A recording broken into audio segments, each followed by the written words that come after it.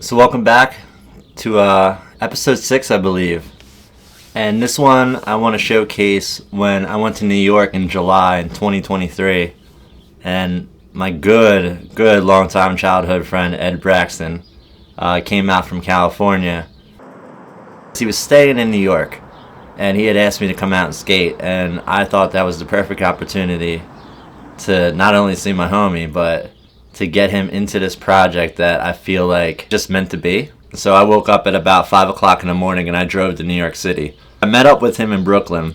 Took me to a spot where is along the waterfront, in front of this high-rise apartment building. There's cause figures like in the vicinity of the entrance. And then there's this magical, if anybody ever skated the old trolley ledges in Philly, it was similar to that material, where it's pretty much just like a plastic, like PVC bench essentially that slid like somebody hit it with slam butter for like 4 hours. The perfect warm-up spot, the perfect anything spot. And New York has a tendency of creating these environments where they have like kind of like iconic spots that are in like really popular, really busy neighborhoods. And this is literally in front of like these apartments got to be like $5,000 a month to live in, and you just got rollerbladers or whatever. Why would you put that there? Because people skate, and that's like what are the people going to perform on that? Are they going to sunbathe on that? Are they going to do push-ups on that? Are they going to be like playing with a unicycle, going around into a circle with that? What are you actually going to do with that thing that you wouldn't skate? I just don't understand why you would put that there. For those that don't know, me and Ed used to skate way back in the day, like early 2000s. He's single-handedly probably the reason why I picked up a camera and learned how to film. I wanted to document his skating because at the time, like, we had a ton of filmers in the area, but there was nobody really like showing him. And in my eyes at that time, he was here, and then here in Philly with the politics and everything back in the day, he never got shown like that. Somebody's got to do it, right? If they're not going to do it, I guess I got to do it. I can thank him for, you can thank him really for the whole reason why I make things. So he was the inspiration that started me to get a camera, to make me want to film, to make me figure out how to transfer the stuff to my computer, to learn how to edit, and to learn how to somehow make something enjoyable or watchable.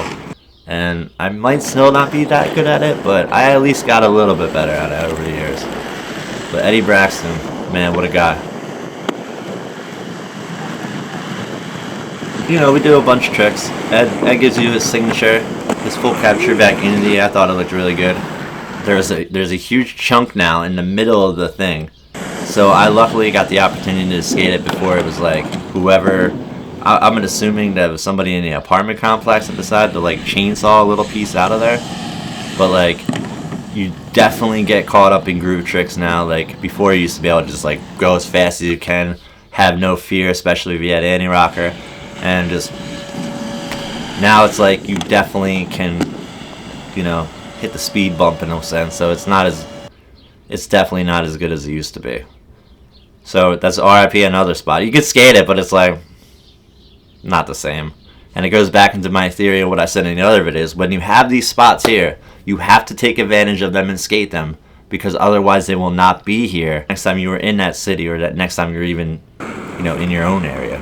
The zero fish that he does is switch, and it's seriously like, in my eyes, one of the most buttery clips in the whole video. He absolutely fucking assaulted that zero spin alley-oop fish. Probably one of the best switch ones I've ever seen in my life.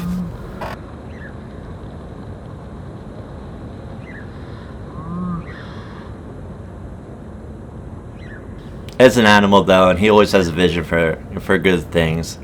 After that spot, he took me to basically like a corner that had a hole in construction in it, and he just made something out of nothing. There was a board that was into like, looks like a torpedo hit it or something like that. Definitely a torpedo because they're over ground. So a torpedo hit it, and then he used this ramp to kind of just hit a corner, cut 90 degrees, jump into a ramp, and kind of just like use it to accelerate himself over top of it. And he did a little saucy air, and then he did.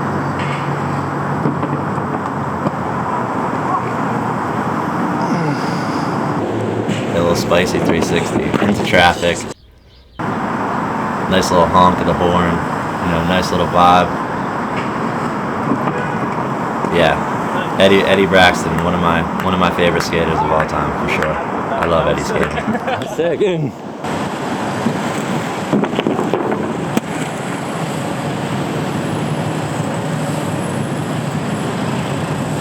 But if you enjoyed this episode, and if you want to find out more about what happened with Ed and Callie, that'll be on a later episode. Like and subscribe. Hope you enjoy this.